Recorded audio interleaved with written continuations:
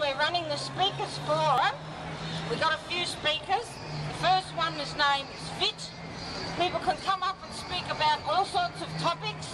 This is not necessarily religious or political or anything else, but our first speaker today is named Vit. Thank you, Vit. Well, good day everyone, and welcome to the Speakers Forum or Speakers Corner. You may or might not know what we're doing here. We've been talking here for the last 20 years, although in recent times we haven't been so regular, so we are here some Sundays, ideally all, but in practice only some. We're not an organisation, we don't have any membership of any sort, we are just a group of people who, with the permission of the Melbourne City Council and the State Library, gather here to practice free speech. We're possibly one of the few groups around that actually are into precisely that, free speech. So the Speakers Forum does not in itself have a particular point of view, and we don't push a particular line. Individual speakers, of course, will, because that's what the Speakers Forum is all about. It is about not only practicing free speech, but also saying whatever it is we want to say about whatever we want. And as long as it doesn't contravene existing Australian laws, we should be fine. I myself have been talking here for nearly 20 years now, which is a very long time. And my views have changed a lot in that time, largely as a result of talking here. I've always been an avid reader, and through talking here and coming into contact with people from very different viewpoints, you know, agnostics, atheists, New Agers, people of Hindu or Buddhist belief, you know, Western people who were of Hindu or Buddhist belief, religious people, Protestant Christians, and the old Catholic Christian. Now, somewhere along that path, I actually became a practicing Catholic again after an absence of about 20 or 25 years. And there's a very long story for that, which I won't go into, except to say that it is partly as a result of talking here. I did not meet many Catholics in this, you know, at the Speakers Forum. I can only recall one. But in any case, the point was that talking here helped me focus my own reading and actually thinking more seriously about my own reading. Now, you won't get much Christian preaching from me as such. I don't think I'm very good at that, but what you will get from me, with a bit of luck, is some ideas about world views. And now we all subscribe knowingly or unknowingly to particular world views.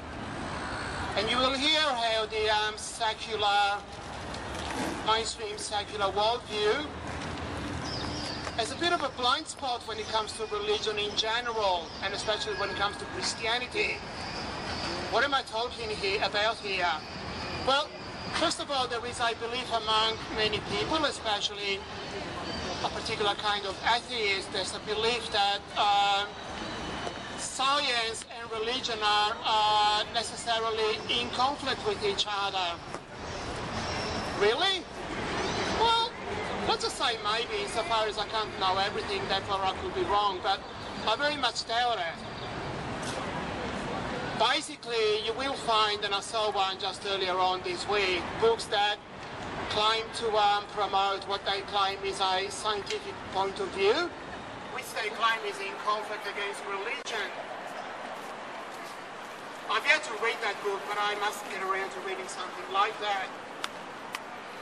The basic idea is that science can create its own philosophical view, and that this philosophical view is necessarily in conflict with religion. Christianity specifically, which is no wonder because we do live in a society which, historically speaking, has been very Christian. Now, I don't believe that for an instant. I don't believe that science and Christianity are in conflict. And it's quite easy to find Christian books, whether they be evangelical, Protestant, or Roman Catholic, that actually go into this subject quite deeply and actually show that science not only is not in conflict with religion, but actually enriches religious understanding. When I say here religious understanding, I mean historic Christianity. I'm talking about I believe in God, a God that exists completely independently of the world and human beings, and who created this world out of nothing. Oh, yes. Yes. No time that there is some dispute among historic Christians as to whether Darwinism and all the theory of evolution are true or not. So some people hold to what they call creation science. Yeah. In Genesis, if you actually read it carefully, God doesn't create the heaven and the waters, he separates them. No, the first verse says, in the beginning, God created everything. there was out of nothing, ex nihilo Latin, out of nothing. There was nothing there, so you're wrong about that. I think it is possible to see God's creation. No, it's not. I would have to say it is possible to see God's creation as making the world out of some sort of pre-existing material, but that's hardly a Christian view. So anyway, the point here is that although there are some, a minority of followers of historic Christianity who are able to show that evolution and Darwinism, sorry, I'm using two different words there, and of course they are to some extent one and the same thing, but apparently not quite. In any case, there are some historic Christians that are able to show that Darwinism / evolution is false. But even these Christians, I mean, this is not a key Christian belief. As Christians, we are able to reinterpret evolution in a theistic framework. The point here is that evolution itself does not create its own philosophical framework. When science books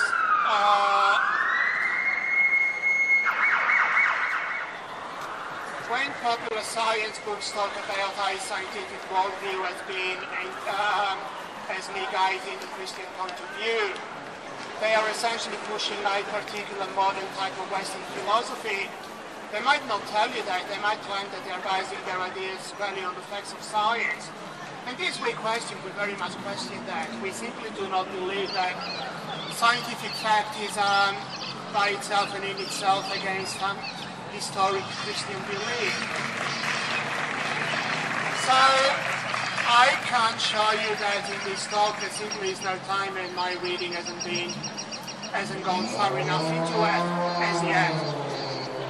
But the point is that I'm saying that the whole idea that science and Christianity are at odds is essentially a philosophical view held by atheists in the first instance, and I'm telling you that it doesn't have to be like that, and in reality it's not at all like that. But to get back to the creation scientists,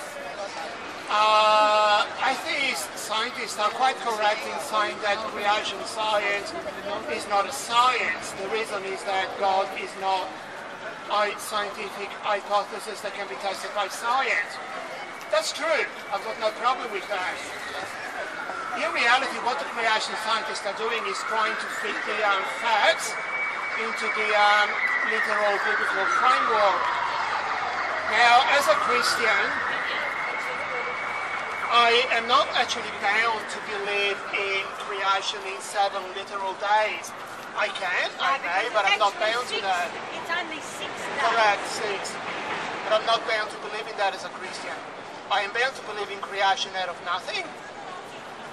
I am bound to believe that even if evolution is true, that God created human beings at the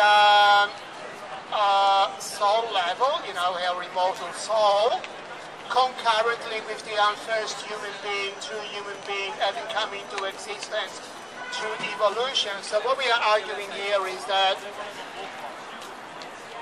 even if we assume that evolution is true and the creation of the first true human being was a gradual evolution from other animals, at whatever point the first true human being was created, at that point God instilled an immortal soul, and that's what makes human beings quite different. The quantum discoveries. When quantum physics was discovered, scientists came up against a bit of a brick wall. They didn't know what to make of it. So there were various interpretations that were being bandied about. I like your shoes. To my mind, those interpretations are not science as such, they are philosophy, or an attempt at philosophy. Philosophy of science? So, for example, one belief is the belief in parallel worlds, that the world splits into parallel universes, at every moment in time. Well, I think we can let that belief go, it's just too crazy. And another one, it's true, and concurrently with being true, it is completely and absolutely unprovable. We can find no evidence of it whatsoever. But scientists want to keep that fact as it is, the status quo. That's what they want. What actually... It's very easy to interpret quantum physics in the philosophical sense, but I'm in saying we reality should it's not just do a so at mathematical all. model. Sorry? I'm saying there is no such thing as a valid, provable philosophical interpretation of quantum physics. I say let's stick with the facts, let's use them in our best wisdom, and leave it at that. A lot of people who claim to know about quantum physics don't understand the mathematics, and there's a lot of mathematics behind it. Yeah, that includes me, despite my BSc in maths. That was a long time ago. 32 years ago to be exact. 30 years ago, whatever. Because essentially the mathematical principles behind quantum physics don't match the mathematical principles behind classical mechanics. And that's the issue people have. It's not that there's some weird philosophical revelation that comes from it. It's just that it uses a different set of mathematics. Alright. Thank you. But it nevertheless uses a particular set of mathematics. That within its own domain is totally valid. Yeah. Now, I'll just finish off by talking. I mentioned that there You is could no say it's conflict uber-Newtonian. between science and Christianity. Or post-Newtonian. Christianity, I mean historic Christianity. Without undermining So Newton. what we might know, what we might call rightly or wrongly, fundamentalist Christianity, except that term itself has different meanings. Now, how is it in the education system when we talk about evolution? My understanding is that in the education system, evolution is taught in a materialistic, essentially anti-religious framework. And furthermore, I would say that that materialistic framework is not spelled out, so that our students are not given that crucial bit of knowledge, which is simply that we are not mere animals. Whether or not we arose from monkeys or, that might not be the most important issue. The most important issue is that even if we did descend directly in regards to our physical body from monkeys, Apes. it is not apes, it is not right, it is not correct to blindly assume that we are mere animals in the same sense that apes are mere animals. When we do, I dare say that we are suffering from a kind of fundamentalism more acute than any religious fundamentalism. I shall leave it at that.